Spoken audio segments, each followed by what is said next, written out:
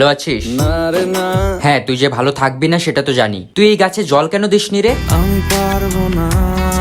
তুই যদি যত্ন করতে নাই পারবি তাহলে দায়িত্ব কেন নিয়েছিলি যত্ন করার? ভালো লাগে না যে আমার। হোয়াট? এটা কি কমেডি হচ্ছে?